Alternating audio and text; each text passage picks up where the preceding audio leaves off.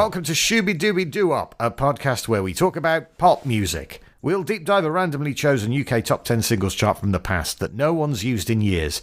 I mean it from the bottom of my heart, just because it's easier than the truth. Together we can cast away the fear. If you feel so unsure as we take your hand and lead you to the dance floor, who are you going to call? I'm James Cook. I'm Andy Robinson. And what top 10 randomly picked from the past are we delving into this week, James? This week we are looking at the top 10 of the 2nd of September, 1984. 1984. Yeah. Sex crime. Is that what you were up to? Always. I mean, why limit it to 1984? Also in the charts this week, there was Two Tribes by Frankie Goes to Hollywood, White Lines by Grandmaster Flash, What's Love Got to Do With It by Tona Turner, I remember it well, When Doves Cry, Prince, I Won't Let the Sun Go Down on Me by Nick Kershaw, all that sort of stuff. And also another 6 records in our Patreon content that never made the top 10 we'll be talking about. On this day, the number one album in the UK was Now That's What I Call Music 3, an album that I had on vinyl. And none of those songs are in this top 10. Oh, really? Yes. And now that's what I call Music 3. Yeah. Amazing. When they used to have a pig on the front cover. I remember. Also, around September 84, I had a look at the news. There were teenagers hooked on heroin who turned away from hospitals due to lack of funding. The High Court ruling about the miners' strike. Zola Budd had just crashed into Mary Decker. Oh, yes, the Olympics in Los Angeles in 1984, where there were no athletes from the Eastern Bloc they were boycotting. I remember. What were you doing around this time, the 2nd of September 1984? I was 7 years old, mainly going to primary school.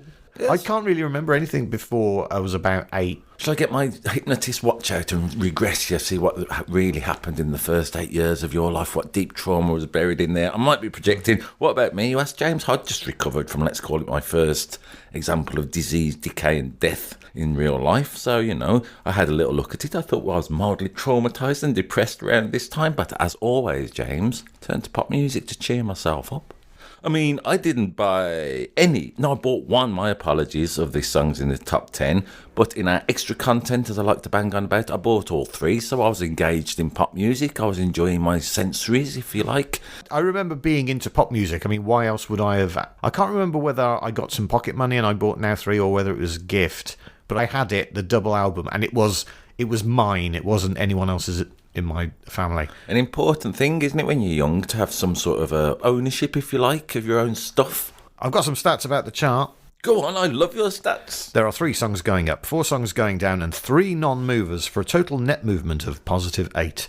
There are 6 British artists and 4 American artists and no other artists. There are 2 songs from movie soundtracks, 2 cover versions, and 3 cover-ish versions. There are 7 solo artists and 3 groups. By my reckoning, there are 4 songs of romance, 2 songs of platonic love, 2 songs about music itself, 1 song about racism, and 1 song of advice if you might be haunted. However, there are no examples of self-reference, but there are 2 big key changes, so I'm delighted. You can listen out for those key changes if you have a listen to the playlist that we've put together on Spotify and YouTube, where you can have a listen to the tracks that we're talking about. Maybe there are tracks you don't know, or maybe there are tracks you want to be reminded of, and then you can join in the conversation by emailing us at shoobypodcast@gmail.com. There are also another half a dozen songs on those playlists that we get into in our bonus tracks podcast, including Elvis Costello, Tracy Ullman, a story about when Andy went to Morrissey's birthday party, and I reveal a harrowing nickname from my school days. You can join our Patreon community for free. The bonus tracks podcast costs less than a Sony Discman a month. A Sony Discman? I had one of them in 1984. Yeah, they were great as long as you didn't move at all ever. Also, while we're here, please rate, subscribe, follow, all that sort of stuff. You know why we're asking. Everyone has to ask it at the beginning, I've been told by our mutual podcasting friends. So that's done. I mean, we've done all the, let's call it the admin. We've set the scene, James, for 1984, the 2nd of September. Well, come on and teach me to sway. Number 10. Down 2 places to number 10. It's Whatever I Do, brackets, Wherever I Go, close brackets, by Hazel Dean. One of the 2 pop-singing Hazels I remember from the 80s, the other being O'Connor. Hazel was a TV detective in the 80s, if we're being stupid, I believe, or was it the 90s? It doesn't matter. Was that the show that was created by Terry Venables? Yeah, I think it was. Good spot. Another legend of the 80s, let's just say, to try and get it in. I mean, while we're talking about the 80s, James, but before we talk about Hazeldean and let's say her use of brackets, I had a little look on YouTube comments and there was a lot of love for the 80s, and of course, a lot of people reminiscing. My favourite comment was from Prawny Louise 9150. Oh, I wonder how she got that nickname. Well, get this. She's saying, OMG, remember getting drunk on Thunderbirds Red in the park, listening to this on our Walkmans, and we got flashed at, and we just giggled and asked superb for a ciggy. I mean, is there a better summation of the 80s than that in many ways? Yeah, underage drinking, Walkman, and a slightly more lackadaisical attitude towards sexual assault. Absolutely. The good old days. So Hazeldean, the Empress of Eurobeat, the Duchess of the dance floor, the self-styled Queen of High NRG. That's what this is, isn't it? It's High NRG. I believe so. I saw in the YouTube comments again, it was produced by Stuck Aitken and Waterman, an early example of that maybe. The earliest.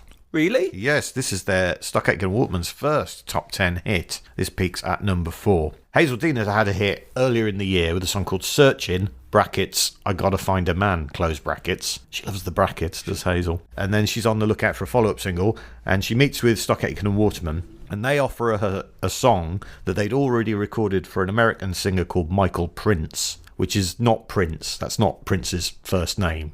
And that song was called Dance Your Love Away. But Hazeldean said she didn't like the chorus, so they just basically took the backing track, rewrote the lyrics and said, there you go, new song. And that's where this comes from. So there's another song, which you can find, it's out there, called Dance Your Love Away by Michael Prince, which has the more or less the exact same backing track as this. Apparently, when he found out about it, he hadn't been told that this was being done to his song. He says he heard Hazeldean's version in a nightclub and then furiously rang Stuck Aitken and Waterman to kick off about I bet he did.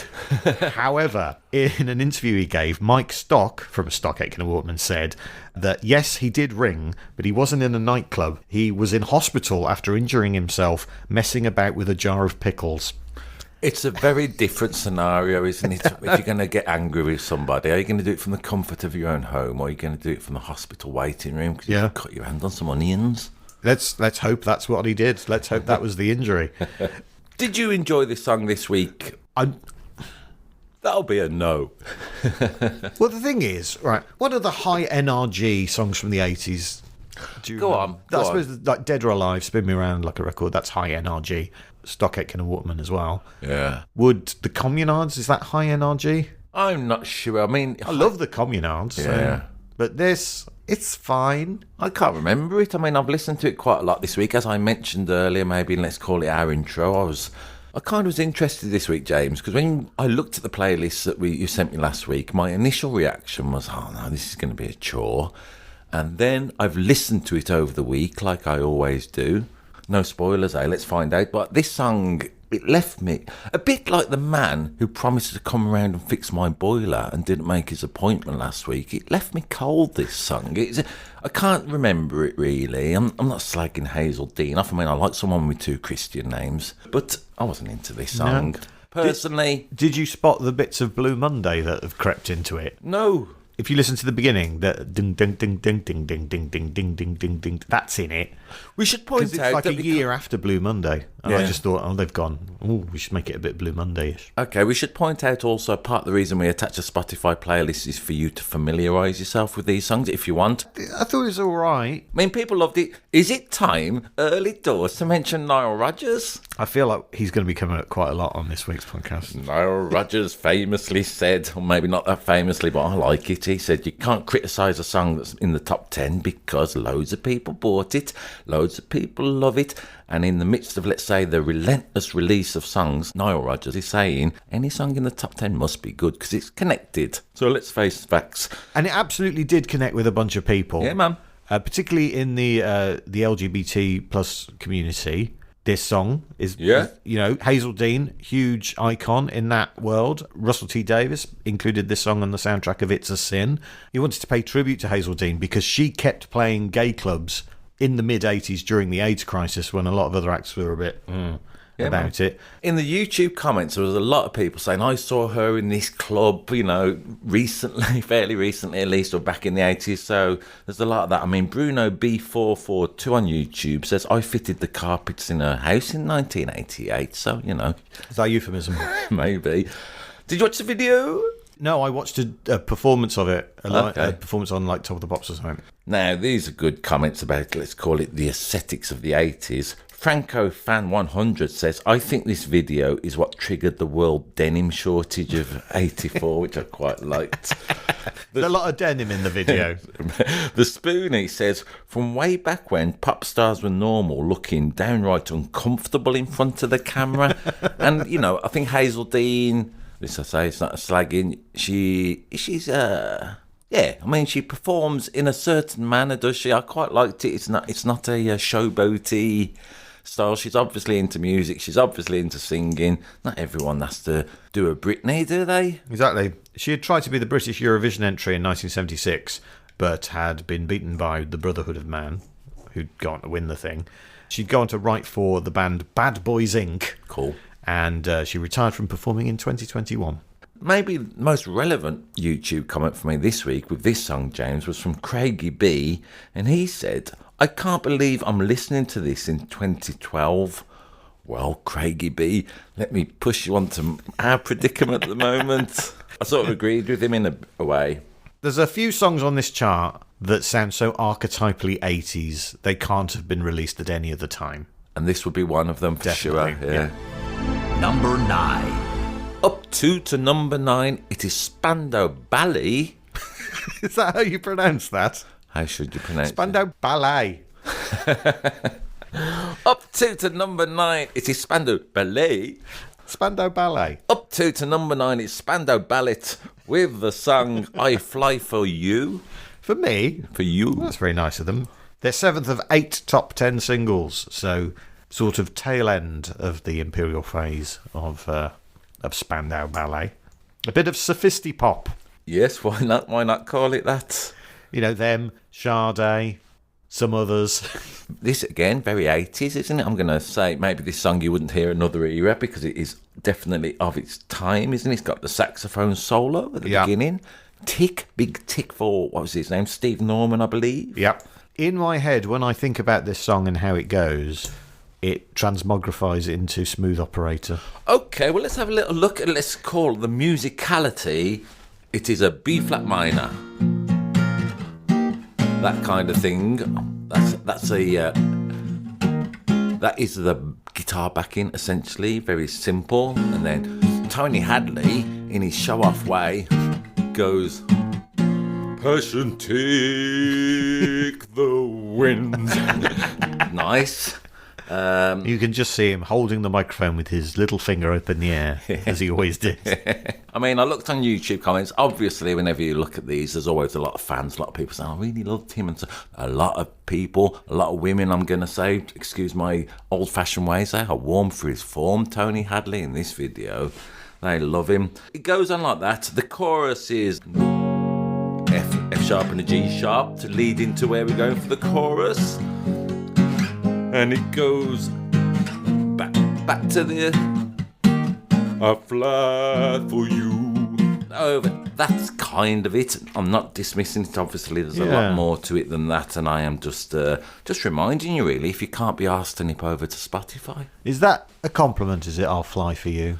Well, it's weird, isn't it? Because the line before it, I believe, James, he says something like, it's easier than the truth. I mean, we can talk about Spandau Ballet words for a good few minutes, I reckon, because I don't understand them. But I think possibly, because he's going about, I'll tell the truth for you, before that, I think it might have been, I'll lie for you. That seems to make sense with the rest of the song, and then maybe they just didn't want the narrative of, I'll lie for you, and they just made it a little bit, hey, let's call it aeronautical. What do you reckon to that? Or maybe it's because they wanted the video to be shot in a hot country where they could muck about on the beach. I'll get some air miles for you. I'll fly for you, Mr. Video Producer, because it is that video that bands in the 80s did, where let's go somewhere hot. Yes. Let's go somewhere nice to do it. It's a budget version of Rio, very much, this video. I mean, they're in New Orleans, so I don't know how budget it is. Again, I was watching a lot of videos this week. There's a very definite aesthetic choice to 80s videos, isn't there?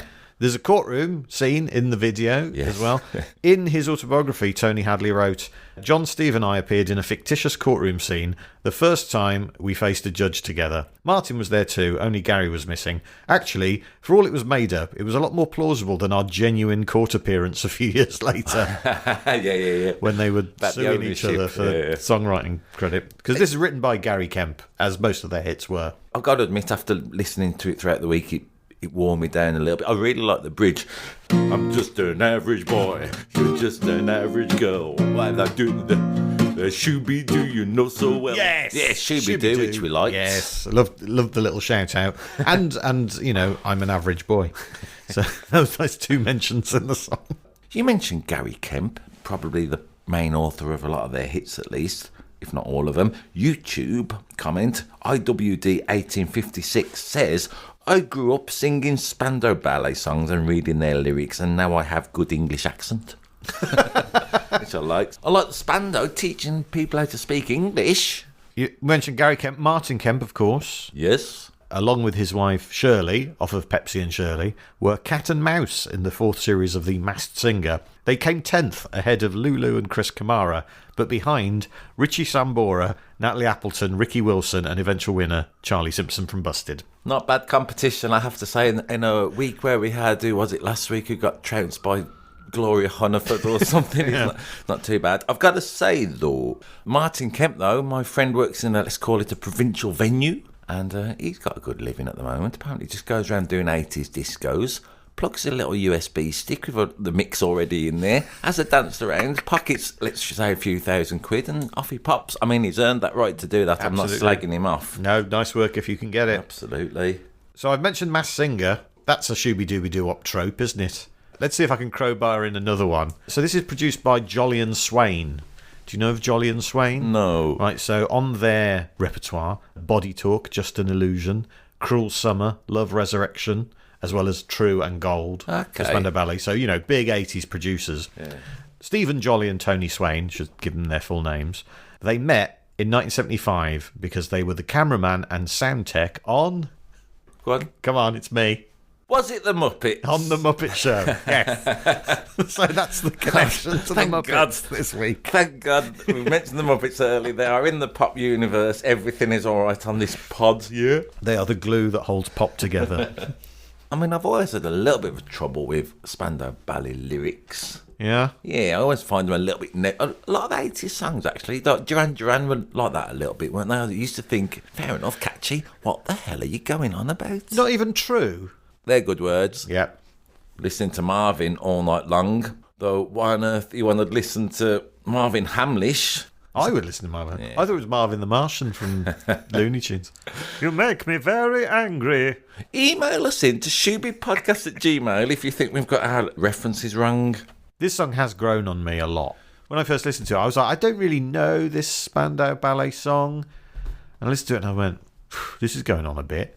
Something about it, it's just repeated listens, isn't it? It grows on you. Well, you do wonder, don't you? Quite often, James, with this podcast, I try and think, well, when you listen to the top 10 around the time it's out, you hear them all the time, don't you, if you're engaged in pop music or watching Top of the Pops.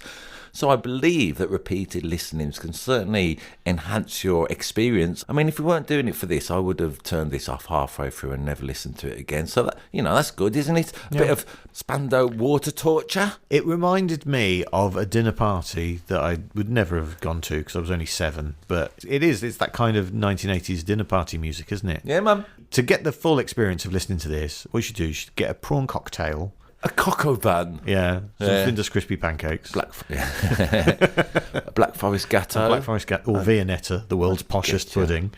Hey, I do a joke about Findus crispy pancakes, don't I? Do you know that joke? I do sometimes. And then I was in the pub the other day, and some bloke just went to me, "Oi, crispy pancakes." Here's my nickname. I kind of liked it. That can be your nickname from now on. Like I say, the video, they're all heartthrobs, aren't they? They're all looking very handsome. There's a little allusion to the beach scene from Here to Eternity, I'm going to say. Yeah, that bit caused controversy. The BBC refused to show it. Really? Because it was too sexy. Too sexy. I mean, it's in the video for like a second. I mean, you can masturbate to it. I'll just point out if you want, if you can fit it in BBC. This is you calming down, is it? It's a part of the pop process, James. Do you find the performers attractive or not? Oh, that bit is. Yeah. You don't have to act it out, do you? I was on about my sex crimes early on, so, at least I was on my own. Number 8. Down 3 to number 8.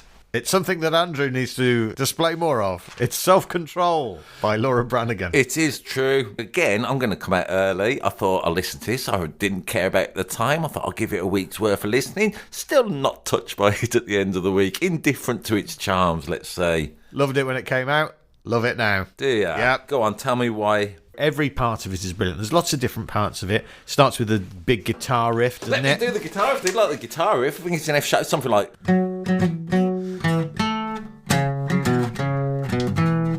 Yeah. Good riff, isn't it? The verses are all sort of 80s and synth poppy and ethereal. Yep. And then the guitar riff comes back in for the chorus about live among the creatures of the night. Yeah. Oh, yes, please. That's where I want to be. Yeah, I mean... until about 1, when I will get tired. I will need to go to bed about then. Again, I don't want to slag it off. Top 10, Nile Rodgers, I've already mentioned that. But I found it, in the same way as when I read Adrian Child's articles in The Guardian. I'm a bit bored by it halfway Really? through. Me, personally... Oh, man. Did you watch the video? I did, but no. That'll make you more interested, I'm wouldn't it? interested in, let's call it the video aspect of it, It's for a sure. sexy video. It's a sexy video. It is. You could mention maybe that it is, I'm going to say again, in 80s videos. There she is. She's going to make Creatures of the Night. She needs self-control. There are a lot of images of, I'm going to call it the Jungian unconsciousness. If by Jungian unconsciousness you mean people dressed up in bad costumes flailing around with a smoke machine. And a corridor made out of bin bags. The corridor made out of bin bags. Really handy. Also, she's haunted by a man who's doing, let's call it a Phantom of the Opera tribute, isn't she? Yeah. The fellow in the mask. Yeah. A lot of masks and leotards in the 80s, I reckon. In the Do you know who videos. directed that video? No. Academy Award-winning director William Friedkin of Really? The French Connection and The Exorcist. Really? Yes. Oh, It's one of only 3 videos he directed. That's interesting. I mean, it has got a slightly scary attitude. I like this comment from Diamond Eye in, let's call it Below the Line. I thought this was maybe a good take on the 80s. They say, this era is particularly admired because both intellect and irreverence are unified. It's a bit pretentious, but like I say, the notion... Yeah, a is bit. Yeah. Well, hello, I like it. But, this notion, I suppose, of... I mean, that like the 80s imagery in the videos, they're definitely dreamlike, aren't they? There's a dreamlike aspect to this video. Bit Lynchian. It's pretty sexualized. I mean, I have to say, there's a lot of, again, like Tony Hadley, there's a lot of... people who are very keen on Laura Branigan's appearance. Yeah, this was banned by MTV for being too sexy. Really? Yeah. We're living in a world where everything... Spandau Ballet have just been banned for being too sexy. Laura Branigan's... I mean, Hazel Dean was never banned for being too sexy. No offence, great point. Do you think cancel culture's a new thing? No. Going on loads in the 80s. A lot of people giving the shout out this was in the Grand Theft Auto game or one of them, so I like that notion that silly video game keeps pop music alive in people's hearts. And this is a cover version. Oh yeah, tell me more. It was originally released earlier in 1984 by the Italian singer Raff. Oh yeah. Yeah, full name Raphael Riafoli, except in Germany where he was Raff with 2 Fs instead of 1, so as not to be confused with the terrorist organisation, the Red Army faction. Yeah, they're quite tuneful for a terrorist organisation. In 1987, Raff came 3rd in Eurovision, along with Umberto Tozzi with the song Genti de Mare, People of the Sea. That's the year that Johnny Logan won with Hold Me Now. This song written by Raff and Giancarlo Bigazzi, who also wrote the song Gloria, which was a hit for Laura Branigan, and also written by a bloke who sounds like someone had to come up with an Italian-sounding name in 2 seconds. Go on. Steve Piccolo. Which reminds me of the Italian footballer who's genuinely called Kevin Lasagna. Let's go. Come on, mate. Really? Yeah. Speaking of football, Yep. this is produced by Robbie Buchanan and Jack White. Not that Jack White, obviously. The Jack White who is a German musician and producer and former professional footballer. Oh. Yes, he played for PSV Eindhoven in the 1960s. Right, he's a German record producer. Who do you think he went on to work with in the late 80s? Who's big in Germany around that time? Hasselhoff. Yep, David Hasselhoff. Woohoo, million pop points to me. And to keep the Europop connection, the synth on this track is played by Harold Faltermeyer. Ah, cool. I think it's amazing. I really like it. Great. Yeah. Yeah, I like it when that happens, James. You know me.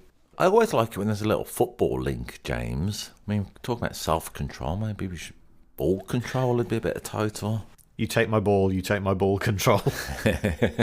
Let's have a look at the lyrics. Oh, the night is my world. I mean, he's got loads of hooks coming up, hasn't he? I like the woo, woo, woo, the chant towards the end. That's, you know. Yeah, nice. Sounds big. Is it an enviable place to be that Laura finds herself in? You wouldn't imagine so, wouldn't you? When she's talking about losing all her self-control and she's a city light-painted girl. In the daytime, nothing matters. But it's the nighttime that flatters. In the night, no control. If you can get good lighting, nighttime is very flattering. I've related to it a little bit, James, because she talks about living among the creatures of the night and the daytime, as we've already mentioned, nothing mattering. I mean, we work at night. There's an element to that if you want to be slightly self-referential, don't you? I think we should refer to all our audiences as the creatures of the night from now on. Yeah. Sometimes feel in my life a bit like Charlton Heston in the Omega Man, but in reverse, if you know what I mean. Number 7. It's a non-mover at number 7. It's Miami Sound Machine with Dr. Beat. Now, you know, sometimes people on the internet bang on about the MSM and going, you shouldn't believe what the MSM. As you know, James, I try and stay off the internet when I can. What are you talking about? It's an abbreviation for the mainstream media. Oh, yeah. They say, you shouldn't listen to the MSM. You shouldn't believe the things they say. I always imagine they're talking about Miami Sound Machine. What are you going to go with them for? Calm down. Yeah. Gloria Estefan spreading fake news wherever she goes with this big pharma conspiracy she's talking about. Yes. Talking about the doctor nature of it. Dr. Beat. Again, I didn't like it at the time. I slightly warmed to it this week. You know, not in a... I certainly wouldn't be playing it at my funeral, though. Well, it's a dance record, isn't it? It's in between disco and it's in between sort of what we now know as dance music that comes along a few years later. I guess. It's kind of in that gap. So it has the... It's also a part of a deep heritage, let's say. I mean, of Miami music, that kind of, let's call it the Latin vibe. You know, later there would be dance songs that would be very, very repetitive. Yeah. And it was one of the criticisms levelled at them. And this has that. Yep, sure. To a certain extent. It's a nagging rhythm that'll keep in your head and hopefully get your feet moving. It's got a couple of bits that they repeat over and over again until it ends. Yes. But the record is for dancing, so fine. Yeah, absolutely. I mean... I've got this feeling deep inside of me. Did you see what happens at the end of the video? Well, let's talk about the video while we're talking about dancing. I mean, again, another youngie plunged into an unconscious nightmare, I'm going to say. She goes to the doctor. But who looks before that, crackers. James, before that, she's on a ledge. Maybe going to jump or not. Who knows? There's a little allusion to that there. Gloria Estefan looking good. They send up the doctor who has got, let's call it a novelty hat on, with clapping hands that he pulls a string. He's kind of painted in the way that Michael Stipe was painted. There's a big, in Michael Stipe's case, it was blue, but there's a big red streak across his face. He looks insane. He's surrounded by a cast of millions. Because of Gloria Estefan's predicament, she gets put in a hospital bed early and gets wheeled around. Now, this was a strange choice for video. You've got Gloria, you've got a song called Dr. Beat, everyone's dancing, and there she is, tethered in a hospital bed for all... It seems such a waste of time to portray your lead singer, who's great and got skills. Someone who needs some sort of convalescing. But you can't have her dancing about because, as we find out at the end of the video, she has got an old-timey tape recorder stuck in her somewhere. That's that they right. have to pull out. She has a ghetto blaster that has to be cut from her abdomen. That's her issue. Yeah, and you do need plenty of bed rest if you do have a ghetto blaster stuck in your stomach. I didn't really understand let's call it, some of the aesthetic choices behind the video. Oh, this was good comment off YouTube. Bernard Liftfield. He was talking about how he had suffered from a car crash and he went to the Miami Sound Machine concert to watch it. He was crippled, let's say, but he said 7 songs in, he was dancing and cured. So there you go. Gloria's got Jesus qualities. Dr. Beat is a real thing. The Doctor is a real... I mean, I've been thinking about the Doctor in pop music. A lot comes up, doesn't he? Doctor, give me the news. I've got a bad case of loving you. Robert Palmer, Thompson Twins, go Doctor.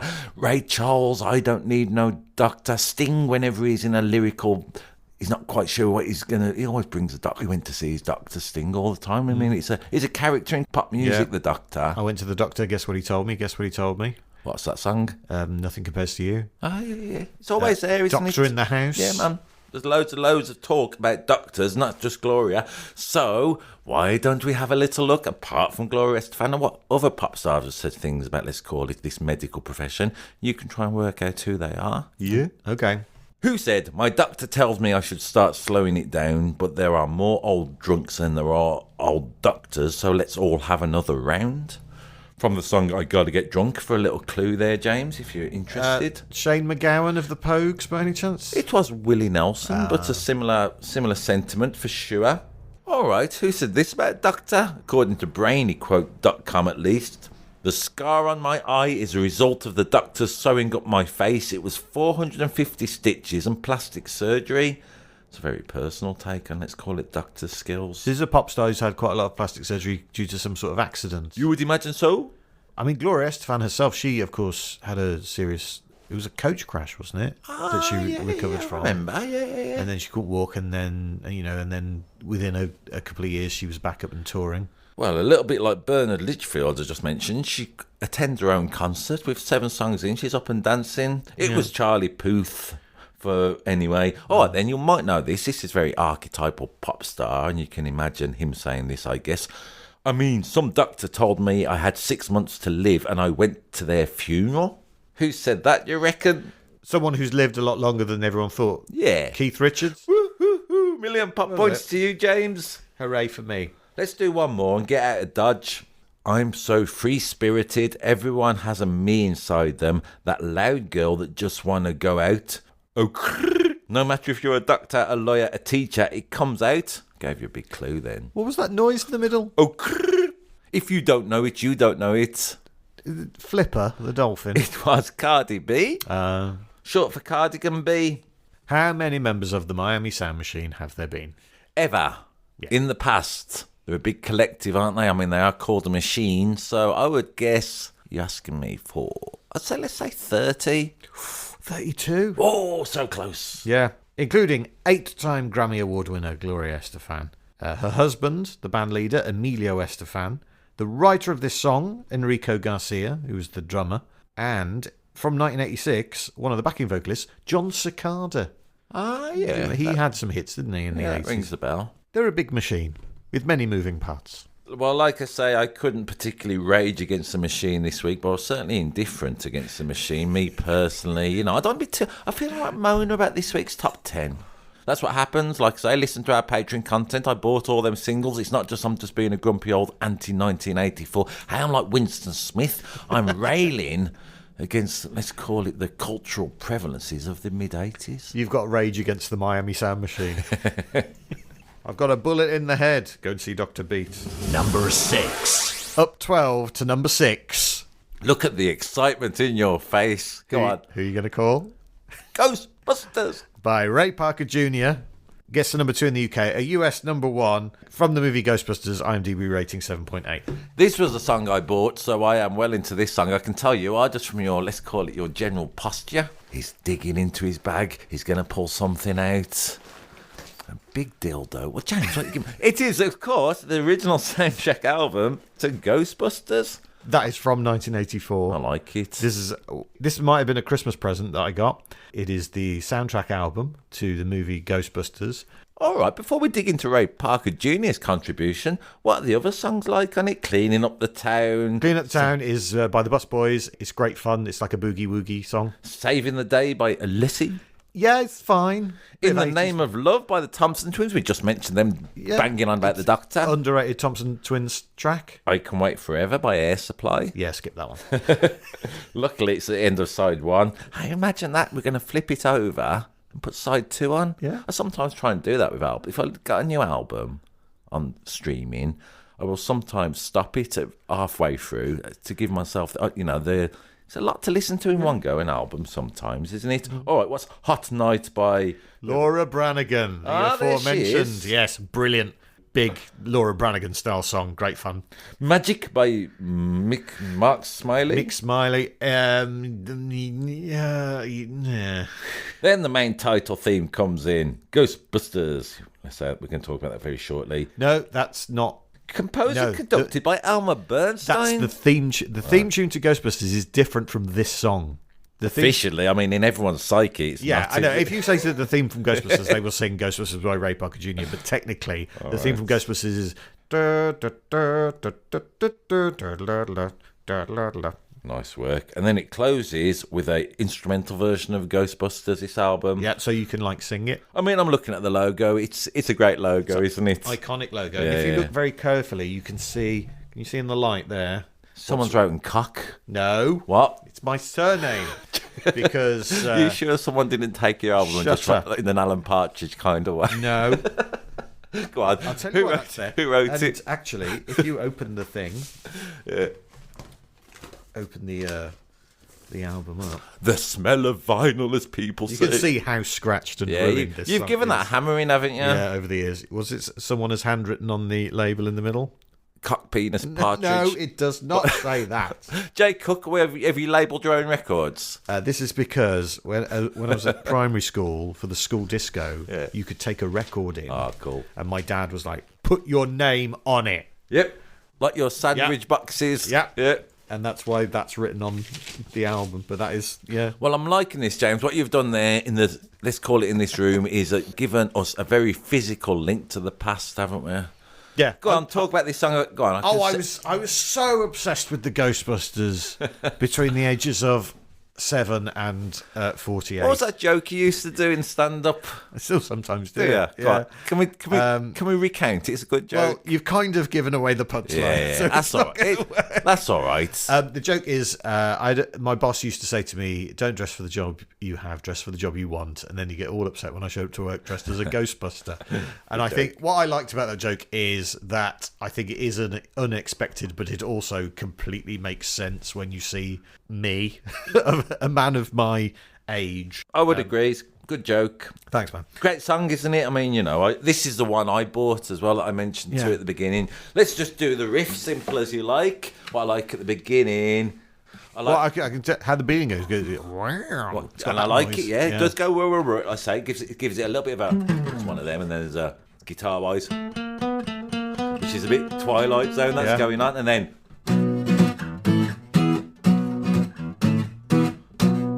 B-A-E. If there's something strange in this shed, who am I going to talk to?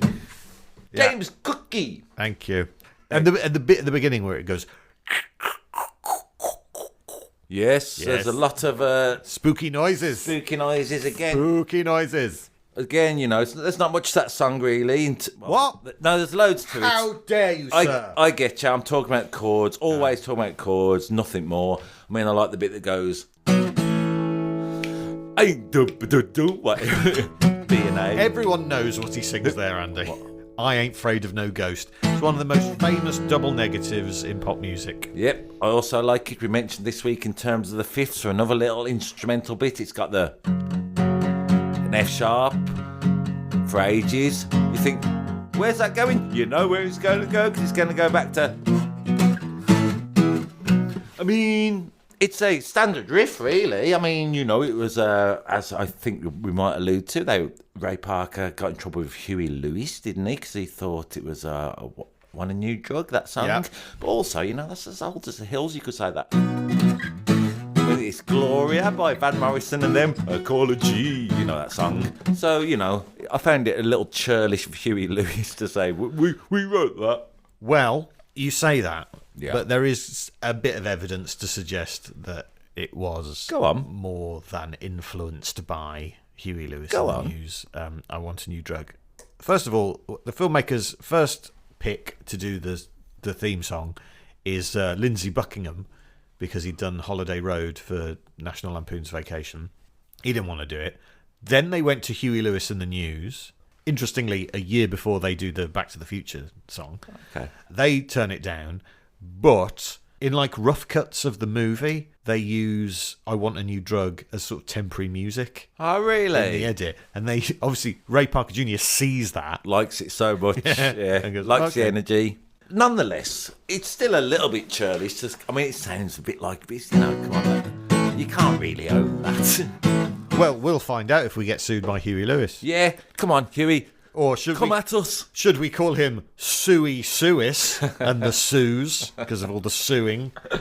Huey Lewis eventually receives a settlement, which was confidential, but then in an interview on VH1 in 2001, Huey Lewis mentioned how much money he got from the settlement, which was confidential. Right. So Ray Parker Jr. sued him for breaching confidentiality. Parker got at least 30 grand, according to an interview that he gave. Presumably there was no confidentiality clause on that, though, because otherwise Huey Lewis would have probably sued him back. An endless loop of suing. As George Harrison wrote a song about the Beatles, Sue Me, Sue You Blues. It could have gone on forever.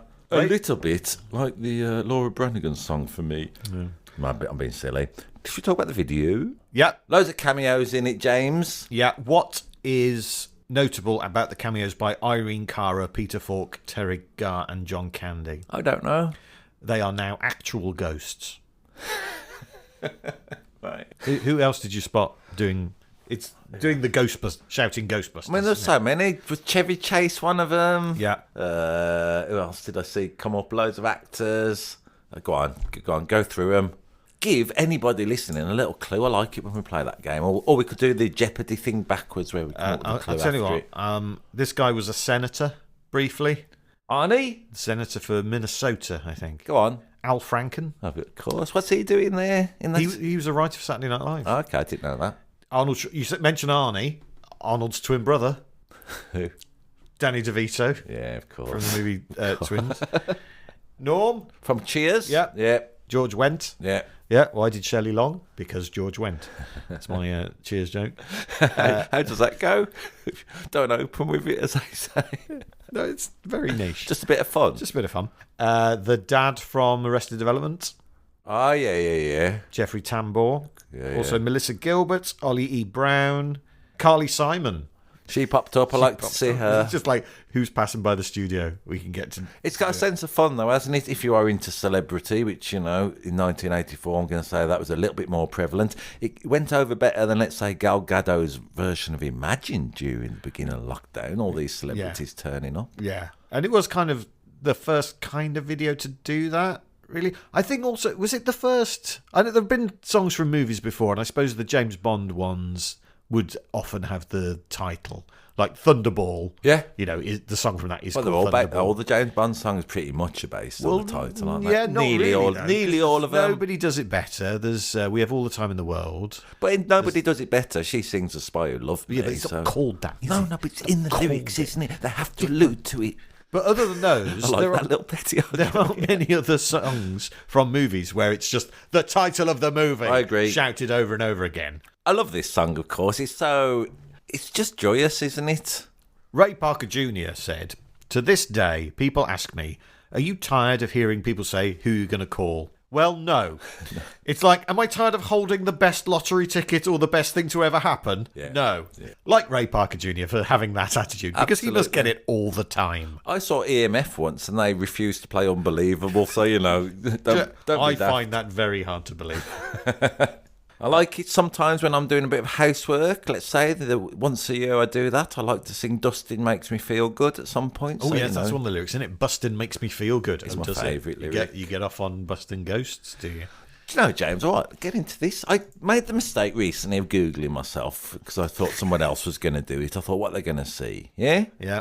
No, let's talk about this briefly, James. Probably an achievement I had was I featured as a cardboard cutout on Taskmaster, didn't I? You did. That's pretty high up on the old Google search, let's say. Now, it was all to do with me joining a cult where I was mentioned this cardboard cutout and someone had brought it along. Joe Brand, God bless, I love you, Joe Brand. Anyway, without going into the cult, I'm going to save that another time. I did join a cult for a little bit because I was intrigued in what was going on. And the day that I went there to kind of blow it apart, let's say, I was pretty adrenalised. I'd sort of had enough of them bossing everybody around. And Ghostbusters was a song I played because I busted did make me feel good. So kind of to to give you the energy to go and tell these people what for. Yeah, I've got a real, I like it when you use a song for your, let's call it, motivational purposes. Was there also an invisible man sleeping in your bed? Yes, yeah. I mean, the video's weird, isn't it? Let's go on about that again. Good 80s video again. Yeah. Well, it's a house made out of neon. House made out of neon, for starters. Ray Parker Jr.'s sort of a ghost in it. Pretty blonde girl running in. She's scared in her own house, which is made of neon, and Ray Parker Jr. comes around to haunt it out, and let's face facts, slightly harassing her. He's only singing. Everybody, calm down. If you have a dose of a freaky ghost, baby, you better call. I'm sorry, I can't hear you. Yeah, there's that in it. Oh, I can't hear. Yeah, proper. Loads of moments. Yeah, proper live, DJing moment. He's that close to splitting the audience in half and seeing which half can do it louder. So much fun. And so to this day, put it on at any kids' party, they all join in and sing along, even if they haven't seen the film. Yep, it's a winner. There's no denying it. Big tick for, the first time in this 84 chart so far, I've been properly enthused. Oh, good, man. I'm glad. Ray Parker Jr. came fourth on Series 8 of The Masked Singer as Sir Bugaboo, losing to Wilson Phillips but beating Gloria Gaynor. And I should also say, this is, of course, Oscar-nominated. This is an Oscar-nominated song. Really? Yes. It lost, though, to another song we're going to talk about a bit later on. Oh, really? Yeah. Within this top 10? Yes. All right, no spoilers, eh? I was so obsessed with the Ghostbusters. Yeah, go on. I think I'd like to hear your... I know you always go and make Ghostbusters when you get a chance. I'm into it. In 1984, if you wanted to see a music video, you had to be incredibly lucky, right? We did not have MTV. No. You had to hope that they played it on Top of the Pops, or, and sometimes they'd only play a bit of it, or that it was on, the Saturday morning kids' TV shows or something like that. And I remember I definitely wrote a letter. I don't think I sent it to Saturday Superstore or whatever was on, saying, please, can you play Ghostbusters? And I remember one of my parents seeing that and going, they're not going to play a whole film. And I was like, not the film. I just want the video. And then I remember the movie coming out, and then it felt like we didn't go and see it for ages. And all my friends had seen it, and I just pretended that I'd seen it to fit in. And then eventually I did go and see it, and I remember really enjoying it, but not really registering what the plot was or anything because I was 7. just like the explosions, and it was cool. The shapes and colours, as I like to say sometimes. It was American and in New York with these cool guys. However, I am not one of those people who gets upset when it is remade with women. A bit of that going on, wasn't there? I could not give an S. It's absolutely fine. Yeah. It has not ruined my childhood. I ruined my childhood by staying in and watching too much TV. Good point. In part 2 of this week's Shooby Dooby Doo-Wop, we'll be continuing our look at the top 10 from the 2nd of September 1984, including an Elton John song he doesn't play anymore, a song that would inspire a number 1 further on down the line, and massive tunes from both George Michael and Stevie Wonder. Here's a little something for you. Were you a Howard Jones fan or a Nick Kershaw fan? Because I seem to remember those two big factions in the 80s. Yeah. They would meet up on Brighton Beach and fight each other. I don't think Barry down the pub would accept it if I was saying, I'd like to get one together with you, Big Baz. Maybe he would, actually. So pushing pineapple, what does that mean? Does that mean like pushing drugs? Like getting people to get into pineapple? Is that what that means? If you like. That video, I think, really suffers from not having George Michael titting around with ropes. Check out our Spotify and YouTube playlist. Please check them out. We always recommend that. Not only does it make everything me and James banging on about more interesting, but possibly makes your life better. Let us know your thoughts at shoobypodcast@gmail.com. And for the songs that aren't in the top 10 or never made the top 10, join our Patreon community and become a subscriber. Thanks very much for listening. Please rate and review, share, like, comment, follow. Tell your mates. Tell your mates. We're on Facebook. We've got a Facebook group, Shooby Podcast. We're on Instagram, Shooby Podcast. You can follow us on all of those places. Until next time, Shooby Dooby Doo-Wop. Bop bop shoo up.